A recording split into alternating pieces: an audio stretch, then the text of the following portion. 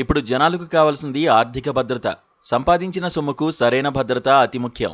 ఆ కోణం నుంచి పోస్టాఫీస్ పథకాలు ఎన్నో ప్రజాదరణ పొందాయి. ఇందులోని చిన్న పొదుపు పథకాల్లో ప్రతిరోజు చిన్న మొత్తాలను ఆదా చేయడం ద్వారా పెద్ద మొత్తాన్ని కూడబెట్టుకోవచ్చు.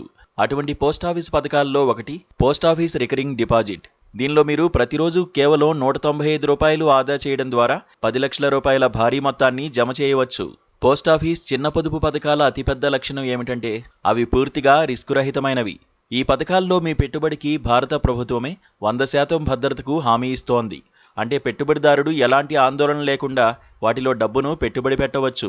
ఇదే కాకుండా ఈ పథకాలు అనేక బ్యాంకుల ఎఫ్డీల కంటే ఎక్కువ ఆకర్షణీయమైన వడ్డీని అందిస్తాయి. చిన్న పొదుపు పెద్ద ప్రయోజనాలు. పోస్టాఫీస్ ఆర్డీ పథకంలో మీరు ఒకసారి పెద్ద మొత్తాన్ని జమ చేయనవసరం లేదు. కానీ ప్రతి నెలా చిన్న మొత్తాన్ని జమ చేయడం ద్వారా పెద్ద లాభాలను పొందవచ్చు. ఈ పథకం మ్యూచువల్ ఫండ్ ఎస్ఐపి లాగే పనిచేస్తుంది. కేవలం రూ. 100తో ఖాతా తెరిచి మీరు ఇందులో పెట్టుబడి పెట్టడం ప్రారంభించవచ్చు. ఆర్డీ పథకంపై ఇస్తున్న వడ్డీ ఇది. ప్రభుత్వం ప్రస్తుతం పోస్టాఫీస్ రికరింగ్ డిపాజిట్ పథకంపై 6.7% వార్షిక వడ్డీని అందిస్తోంది. ఈ పథకంలో కనీసం రూ. 100తో పెట్టుబడిని ప్రారంభించవచ్చు.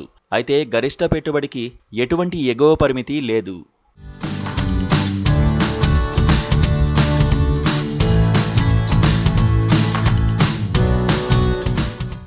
ఈ పథకం కింద ఖాతా తెరిచేటప్పుడు ఈ విషయాలను గుర్తుంచుకోవాలి. పోస్టాఫీస్ ఆర్డీలో వ్యక్తిగత ఖాతాతో పాటు భార్యాభర్తలతో ఉమ్మడి ఖాతాను కూడా తెరవవచ్చు. ఈ పథకం మెచ్యూరిటీ కాలం 5 సంవత్సరాలు. కానీ 5 సంవత్సరాలు పూర్తయిన తర్వాత దీన్ని మరో 5 సంవత్సరాల పాటు పొడిగించుకోవచ్చు.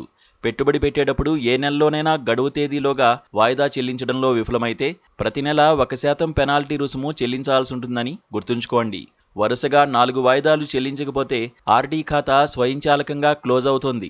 పోస్టాఫీస్ ఆర్డీ క్యాలిక్యులేటర్ ప్రకారం రోజుకు 195 నుండి 10 లక్షల రూపాయలు పొందే లెక్క చాలా సులభం.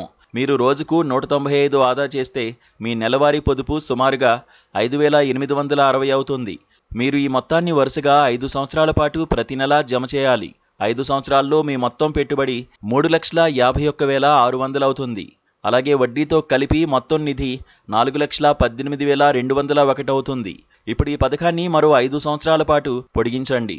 10 సంవత్సరాల చివరిలో మీ మొత్తం డిపాజిట్ 7,03,200 అవుతుంది. దీనిపై మీకు సుమారుగా 2.98 లక్షల రూపాయలు వడ్డీగా లభిస్తుంది. ఈ విధంగా 10 సంవత్సరాల చివరిలో మీకు మొత్తం 10,01,203 లభిస్తుంది.